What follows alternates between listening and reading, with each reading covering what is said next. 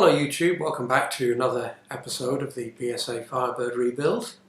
Today we're mainly going to be looking at the fuel system, starting with the petrol tank, which is right here. So let's have a look at this little disaster zone, shall we? Now this PSA, judging by the mileage, has probably been sitting certainly since the late 70s. So if we call it 1980 for ease of calculation, that's 40 years. And that's what 40-year-old fuel looks like. It's like a pint of bitter, and it absolutely stinks. So there's very little left in the tank. I just need to get that out and then we'll move on to looking at it more closely. So externally it's pretty good really. Couple of there's a very minor dent there, a slightly bigger dent at the top, at the front up here, but otherwise I can't feel anything too bad. There's very little rusting. There's very little rusting on the underside as well. The seams look good. It clearly wasn't leaking because there's enough fuel in it to find out if it was leaking. Both petrol taps are useless, so we shall remove them first and just see what we can find, I think. Let me just try and move the lighting to illuminate them slightly better. Does that look any better? Yeah, that's definitely a bit better on the lighting front. Right, so let me go and find the spanners for these. Right, appropriate spanner found. Oh. That wasn't what I was looking for. Let me just find something to grab that because I don't want that coming off just yet. The taps are useless, so there's no point worrying about them, so I'll just grab them and do this. Oh, tight. Because I need to save this union.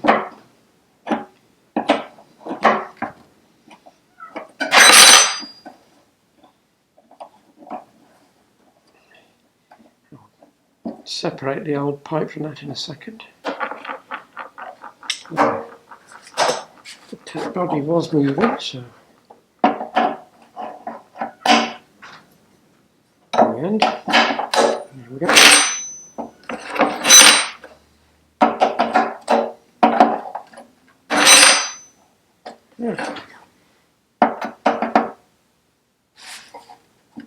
There we go. Little tiny. Yuck. Now, I was under the impression there should have been a Doughty washer under there. I'll have to look at the parts book. Now, if I'm lucky, which I am, these are plugs used in domestic plumbing. I think they might fit radiators, I'm not entirely sure what. But for British petrol tank bungs, they're really handy.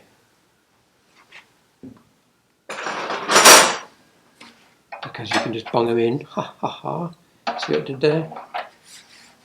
If you can find the right spanner size, of course. I'll take this other one out and do the same and bring it back when it's done. Right, that's them both out, bunged up. There were washers on the tank, still no Doughties, just plain washers. I'm sure there's meant to be Doughty washers. I'll have to get two taps obviously, but these bungs will now allow me to move on to cleaning the tank out once I've taken the badges off. Before we leave the taps, I've stripped all the old pipework off and things. So there are two nuts that go on the threaded side of the tap, and two unions which go on the other side of the tap. That one goes on the left hand side of the tank feeding across. That one goes straight down. You'll need cleaning up obviously. Then I said that I was expecting to find Doughty washers. Well, what appeared initially to be a solid washer were in fact the old ones gummed together, because there are two thin plain metal washers, and there's the two, or the remains of the two Doughties, and they were jammed together and covered in crud. I have some of these on order. I haven't yet found any taps. So there you go. They are the important parts of the taps, as well as the body itself, of course. There they are. They've had a rather amateurish hand at painting them in. Let's get our screwdriver, see if we can get them off.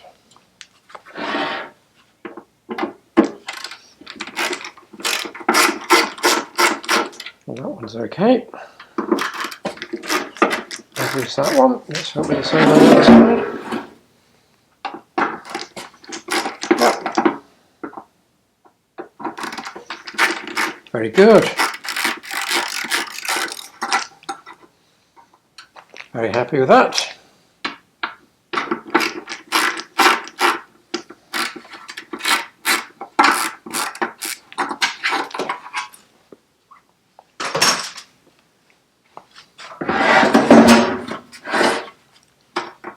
Right.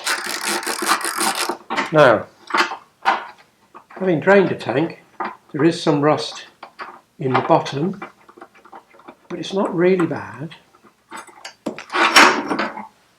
So I won't be lining it. It'll just be getting cleaned. The first step in that, oh, so that's a little bit left. The first step in that is a process that I've used before, which is not necessarily one you'll see recommended everywhere, but I'm happy with it, and it's up to you whether you choose to try it or not. As I say, I'm quite happy, so I'll just show you what I do. Let's turn this off again and we'll be back in a second. Right, first up, I've got 1.5 litres of truck wash. It doesn't actually say traffic film remover on the bottle I've got, but essentially that's what it is, I think. So, to begin with, that just goes in neat.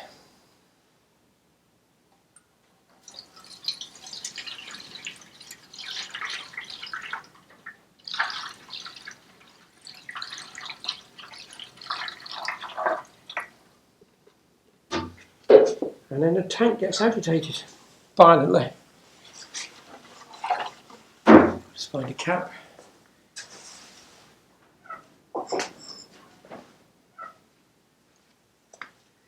Obviously I don't mind anything spilling onto this, because it's all going to get paint stripped. But I suppose if I was worried, a piece of cling film or something over there before reattaching the cap, just to try and cut down any potential leaks. But anyway, this is going to be shaking about now, which you don't want to watch, so I'll bring you back to the next step. And then, having sloshed it about for a short time, which has left me slightly breathless, which says more about me than anything else, but anyway, the next thing is to add an equal amount of what was boiling water. It's gone off the boil, obviously, because it's been carried from the house, but anyway, it's very hot. You might see the steam coming off it as it goes in, I don't know. It's very hot.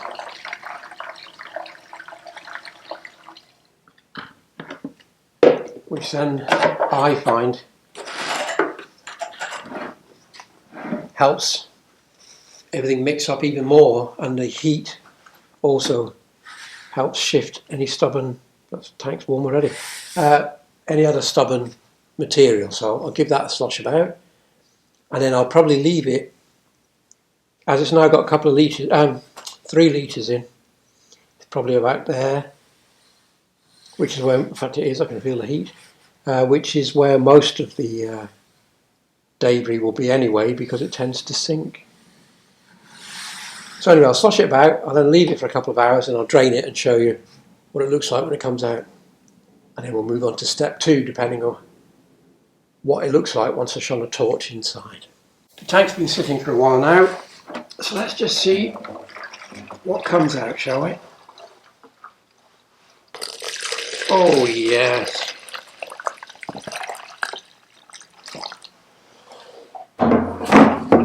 Look at that, BSA latte. Lovely. That's what I wanted to see. I'm assuming the brown is made up of all the emulsified old oils and things, fuels that sat at the bottom. So I'll just get rid of this and empty another one. It will be disposed of properly into a sealed container and then taken to a recycling depot. Right, that's the debris that came out, and frankly, it's not at all bad. Now I can't show you the inside of the tank.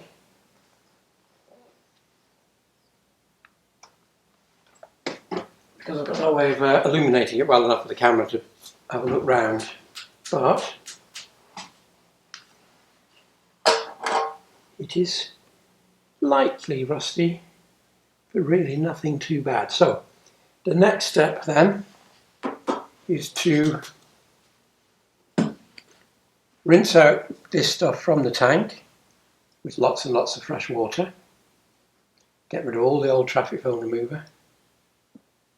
And then we're going to make up a solution of citric acid, and we're going to fill the tank with a hot, or at least warm, citric acid solution, and we'll leave it sitting for 24 hours. Which should A, remove some rust, and B, neutralise some of the heavier stuff as well. And then that will be washed out thoroughly, which should leave us with a usable tank. That's the plan. We shall see how it works out. Right, the tank is thoroughly cleaned out, and now I have a solution of citric acid made with hot water. It's going to be slightly messy, but there you go. You might see the steam rising off it, you might not, I don't know. And I'm going to fill that pretty much up to the top of the tank. Luckily this is a small tank. Can't remember how much it is, like 2 and a bit gallons, something like that. It's a lot smaller than the UK one, I know that. So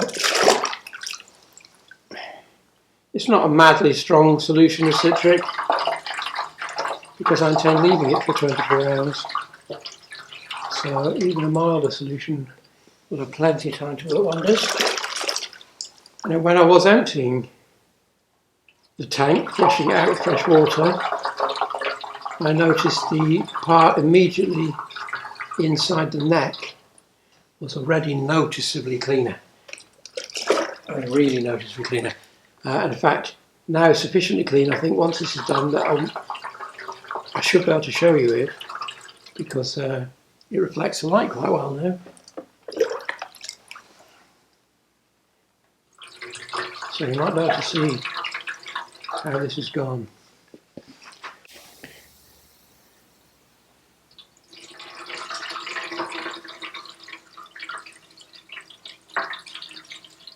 Right, that's bucket 1, which should be a gallon. I'll go and make up another bucket. Oh dear, I've left the tank overnight with the citric acid solution, and I've come back and found a little puddle, which is disappointing. I've had a look underneath and it seems to be quietly oozing through the bottom seam. So I had intended originally just to clean it out and not seal it. Well, now it looks like I have no choice. So the next step is to drain out the citric acid, check if it's done its work, thoroughly wash it out, cleanse it, and then I'm going to have to apply a sealer, which I will have to order online because everything is shut at the minute, so it'll have to be delivered. I couple of days in the acid solution, light acid solution, has produced this light rusty brown liquid which has got lots of rust flakes floating about in it. So I will now drain the tank, fit the macro lens and try and show you the inside, because that's the important part. It was so corroded and mucky and yucky before that it was impossible to shine a light in really and get any sort of sense of what's going on. I'm hopeful that we'll now be able to see something. So let me just empty the tank.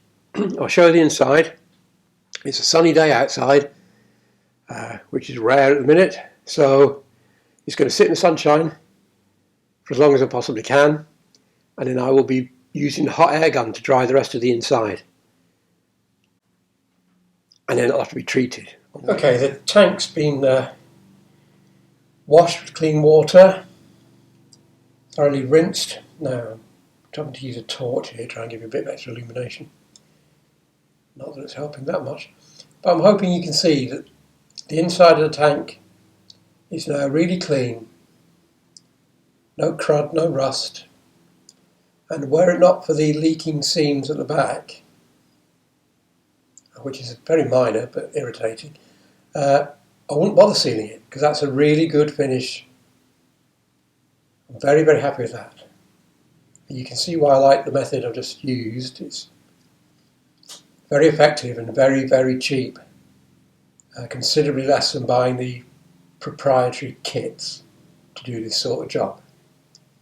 So the next thing now then is it's going to go outside in the sun, where it will sit for some time, all day in fact, and then the hot air gun will be used to dry off any remaining pockets. So there you go, I'm very, very happy with that. The tank has been sitting in the sun for a few hours now, so the next step is to use the blowgun.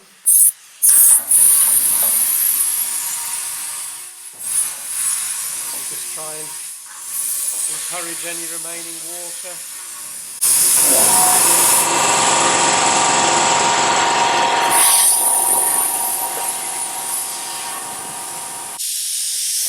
There's not a lot come out, as you can see, so we're pretty dry.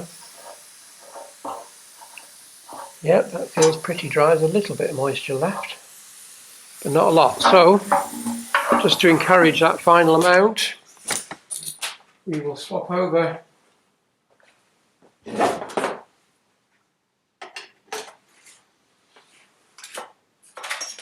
to the hot air gun.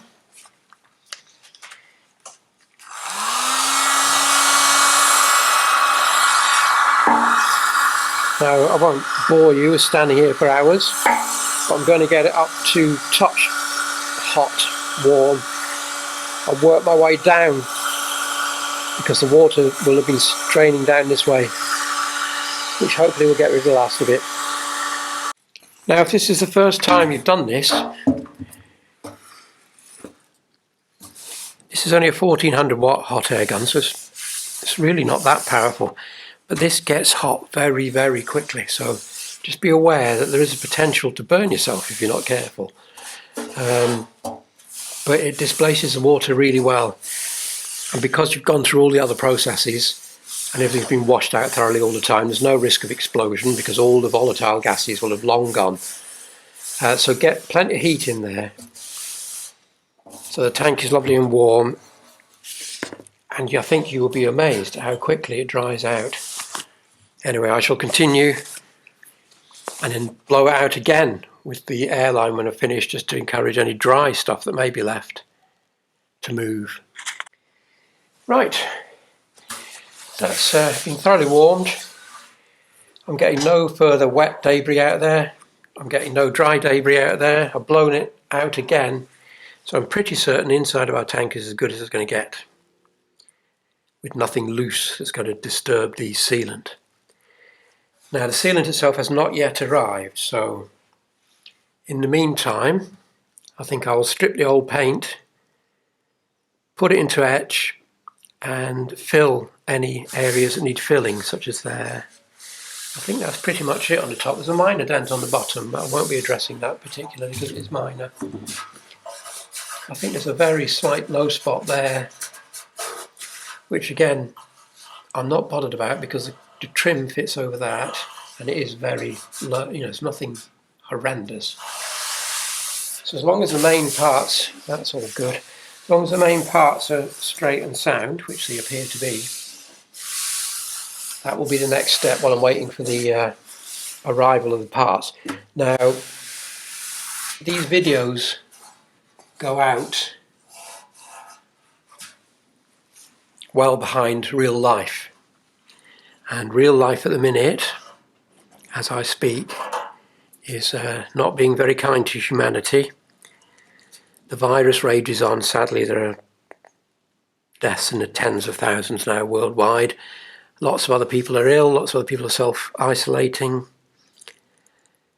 So there may be a hold-up in arrival of parts, which ultimately probably won't interrupt the flow of the videos because, as I say, I'm well ahead at the minute.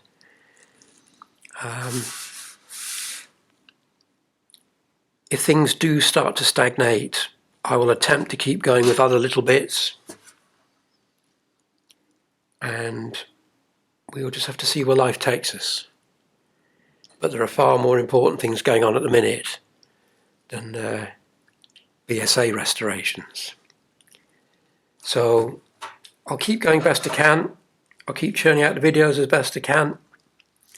If things do have to stop for a while, then so be it. It's a relatively minor issue.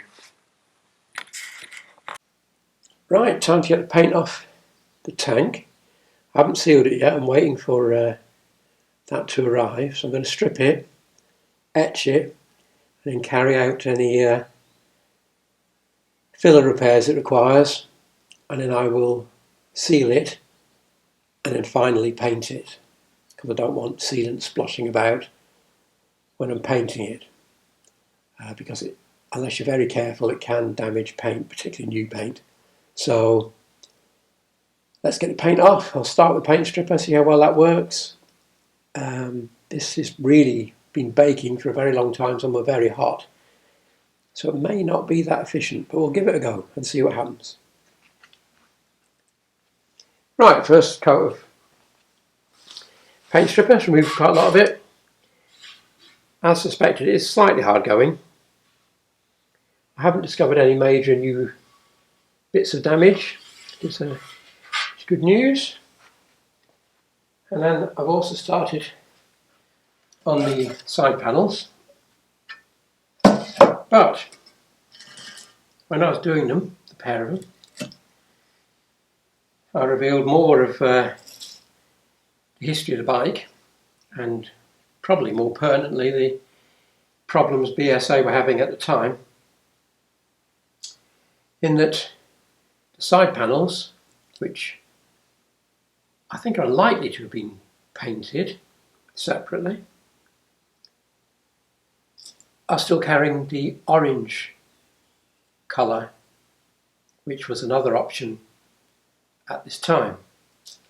This pinky salmon colour was less common, and I believe was more of a 72 colour than a 71 colour. This bike's July 71. So would we get prepared for the 72 season?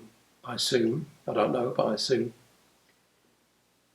So it looks like BSA pulled some orange side covers, because they're all the same. I checked them all off the shelf.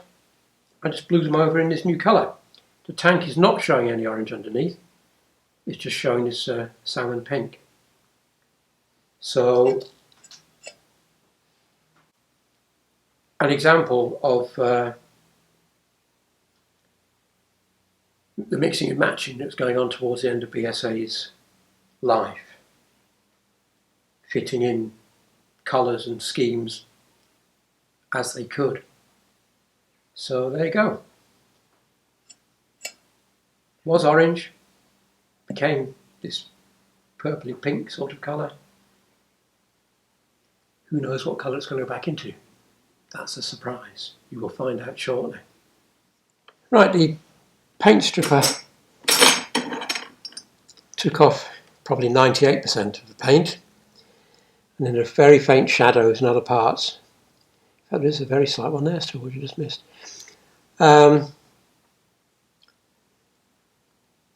I used a brass brush, which got rid of a little bit, and then paper soaked in thinners, which got rid of even more.